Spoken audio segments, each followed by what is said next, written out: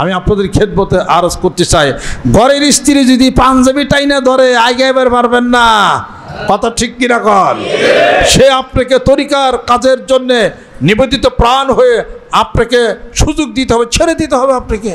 কারণ সে যদি কয় গত মাসিক মাহফিলে গেছিলে, আবার আজকে কে এত বারে বারে যাওয়ার লাগবো, কে বাইতে থাই হাজির করলে হয় না, কথা খেয়াল করছেন? পাঞ্জাবি টেনে ধরবো, পুলাই পাঞ্জাবি টেনে ধরবো, এত বারবার জানলো কে? এক লোক আইসা আমার কাছে এসে মোসাবেকে কান্দতেছে। আমি বলে কান্দেন কেন, কি হয়েছে? আমার মনে অনেক কষ্ট। কি কষ্ট? কয় ঘর আসলো, বাড়ি আসলো, জমি আসলো, যে কালে পোলা পোলা পোলা পোলা বোর নামে আমি লিখে দেই নাই, ও কালে আমার দরবারে আমি আইছি, মানসিক বলে আইছি, আমি গেছি। আমার পোলা কয় কি, কয় আমি তো এক পোলাই, ও বললো তো তুমি আবার আমার দেবে, অহন বুই রয়ে গেছো গা, কেরা কেরা মালিক ওয়ার আমার নামে লিখে দাও। কয় বাড়ি জাগা জমি সব আমার পোলা এই চাইয়া লেখা নিল, আর বউ বুদ্ধিতে নিল। কয় তোমার যা কোনো অসুবিধা সব কিছু আমরা দিব। কয় দেওয়ার পরে 2-3 মাস পরে কয় কি, কয় গত মাসিক মাহফিলে গেল, এত বারে বারে ফিরে দরবারে জানলো বারে গাড়ি ভাড়া দিয়া বাড়িতে থাকলে নামাজ হয় না। আমার পোলা এই কথা কয়, আমাদের ফেরত নেন গা লেখা। কয় তা তো দেয় না, ফেরত দেব না।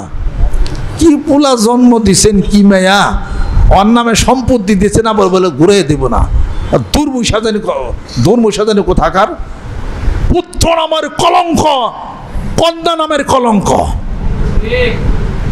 পিতা যদি জীবিত থাকতে একটা জমি যদি বিক্রি করে যায়, মনে করেন সে পিতা একটা জমি বিক্রি করে গেল, টাকা নিছে, বিক্রি করে গেছে, রেজিস্ট্রি করব আগামী দিন, তার আগের দিন মারা গেছে।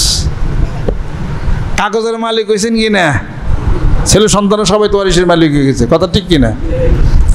এখন যে রেজিস্ট্রি করে হ্যাঁ রে হান ওমুকে কয় আমরা তো আমার বাপে নিছে, আমরা তো মালিক, তাই কবেন নাকি? পাজি শয়তান দুরাচার লম্পট ছেলে মেয়ে যদি হয় তাহলে তাই কবি। আর যারা ভালো তারা বলবে আমরা বাপে বিক্রি করে থেকে টাকা নিছে, হ্যাঁ আমরা কিসের মালিক, রেজিস্ট্রি করে, কথা ঠিক কিনা কন? সেটাই হলো কথা। আমি আপনাদের খেদমত আরজ করতে চাই, আমার ইদানিং আমার কাছে একটা ঘটনা আসছে। নিজের কষ্টার্জিত টাকা পয়সার হিসাবপত্র পোলারে দিছে, আরেক পোলারে দিছে, দেওয়ার পরে ফিরত চাই যে আমার নামে ফিরে লিখে দে, এনার পোলাই দেয় না। কোন ধরনের পোলা পান, কোন ধরনের মেয়া? বলুন আপনি, আমি আমার বউ পোলার নামে লেখা দিছিও, আবার ফিরতও নিছি, লেখাও দিছি, ফিরতও নিছি, শেরপুরে সম্পত্তি লেখাও দিছি, আবার কাছে চলে যা, তার 3 মাস পরে গেছি আমার নামে লেখা দে, যা, লেখেও নিছি, ঢাকার লেখাও দিছি, আবার ফিরতও নিছি। অতএব আপনার ছেলে সন্তান লেখা দিবেন, ফিরত নেন, লেখা একবার দিলে আর ফেরত দিবে না, মনে রেখে দিন। এটা এগিনেই তো দুধ কলা খাওয়া এমনিকে তো হাফ পুষছেন, তাই না? পুল আর মেয়া কলজার টুকের হের বুকের মধ্যে না রাখছেন, এখন মালিক বানাইছেন, হন তারা বাঘে, হ্যাঁ উপরে উঠে গেছে গা, বাঘ হয়ে গেছে গা তারা। এটা আমি আপনাদের খেদমত আরজ করতে চাই, বাপ হোক মা হোক দিছে, আবার ফেরত নিবে চাইছে, 1 সেকেন্ড দেরি করবেন না। মা খুশি, ফেরত দেন, বাপ খুশি, ফেরত দেন, বললে বেড়াতে কিছু নিয়ে হারবেন না, কথা ঠিক কিরকম? অত পিতার ফয়সালা, মার ফয়সালা শিরোধার্য, কোনো কথা শুনতে চাই না, কোনো কথা শুনবো না। আমার মরিদ যারা আমার ফর্মুলায় কাজ করবেন তারা, কথা ঠিক করে বলেন। আর মনে রেখে দেন, যেই সন্তান এই কথা শুনে নেয়, এই সন্তান জীবনেও আপনার নাম কোনোদিন রাখবে না। আল্লাহ পাক তাদের দ্বারা কোনো খেদমতি আল্লাহ পাক নেবে না। আমি আপনাদের খেদমতে আরজ করতে চাই, সেই সন্তান যদি ঠিকমতো বানাইতে চান, বয়াত করেন, দরবারে না মুরিদ করেন, বয়াত মুরিদ করবেন না, আপনার দরবার থেকে আপনার ভাগে হয়ে যাবো, কিন্তু সাবধান বুঝেন।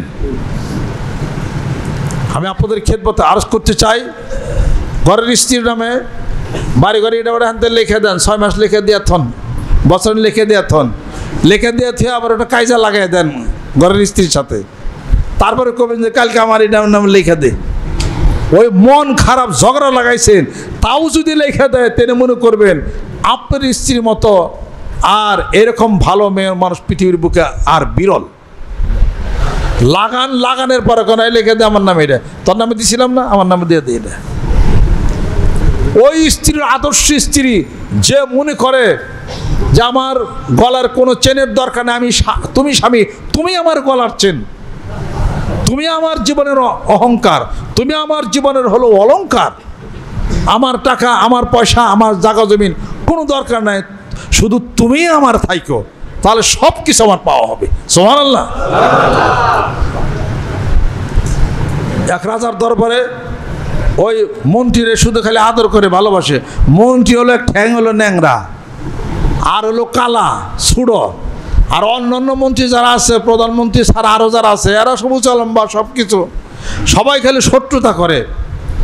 তো রাজা কইছে যে তোমরা শত্রুতা করো কেন? কয় এই মানুষ আপনার প্রধানমন্ত্রী, প্রধান উজির হয়, আমরা এর মোটা তাজা থাকতে, জ্ঞানী গুণী থাকতে। কয় ঠিক আছে চলো যাই। পরে গেছে, বেশ কিছুদিন পরে রাজা অনেক স্বর্ণ মুদ্রা টুদ্রা সব কিছু নিয়ে গেছে। জিয়া রাজা একটা খেলা দিছে, দিয়ে সেরা এই খেলায় যারা যারা পারবে তারা সব কিছু রাজা তাদেরকে দিবে। সবাই সব কিছু দিছে, যে যদ্দূর পারছে অদ্দূর নিচ্ছে। নেওয়ার পরে এখন সবাই জিজ্ঞাসা করে, মন্ত্রী তুমি তো পয়সা নিলে, রাজা তো দিয়েছে, তুমি তো নিলা না। রাজা জিজ্ঞাসা করে, তোমরা যে সবাই নিলে, আমার এই মন্ত্রী প্রধানমন্ত্রী তো নিল না কোনো কিছু, অরে জিজ্ঞাও। প্রধানমন্ত্রী জিজ্ঞাসা করছে, রাজা এত সুযোগ দিছে, আমরা তো 7,000 ধন পেয়ে গেছি, তুমি নিলে না কেন? তোমরা জানিস ওই গেলে নিয়ে তো বাইতে যাইবে, আর আমি রাজারে নিয়ে বাইতে যাবো। রাজারে পাইলে তোমাকে 10 গুণ আমার পাওয়া হয়ে যাবে, আমার তুই গেলার দরকার নেই আমার। এটা ওই সন্তান সত্য সন্তান, ওই স্ত্রী সত্য স্ত্রী, যে স্ত্রী মনে করবে, যে সন্তান মনে করবে আমার পিতাই আমার সম্পত্তি, যে স্ত্রী মনে করবে আমার স্বামী আমার সম্পত্তি, আমার কোনো টাকা, আমার কোনো গাড়ি বাড়ি, কোনো কিছু আমার নামের দরকার নাই, তুমি থাকলে আমার সব থাকা হবে, তোমারে পাইলেই আমার সব পাওয়া হবে। যেরকম সুবহানাল্লাহ। সেই ছেলে জন্ম দেওয়া যদি, সেই মানুষ যদি করতে চান, অবশ্যই তাকে বায়াত করেন, মুরিদ করেন, তার জিকির ধরান, তার ভিতরে সে আলো, সে লাইট আসবে। জোরে জোরে কোন সুবহানাল্লাহ বিহামদি।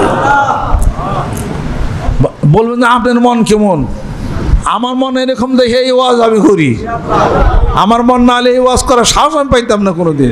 ওই মন আমার আছে, এই ওয়াজ আমি আপনাদেরকে করি। এটা সেই ওয়াজ করি দেখে তো আপনারা মানেন এটা, নাহলে আপনাদের মন আল্লাহ কবে ঘুরাইয়ে দিত, ঘুরাইয়ে দিয়েতে কবে ভক্তি শ্রদ্ধাহীনতা ইসা দরবার কত খণ্ড খণ্ড বিখণ্ড হয়ে যেত। বলে যদি আব্বা একদিন বলেন এই মানুষের পীরগিরি দেখাইবার যাও না, আসলে যদি ভিতরে তোমার জিনিস মাল না থাকে, বাইরে তুমি চাকচিক্য দেয়, তুমি কি করবা এটা কও আগে।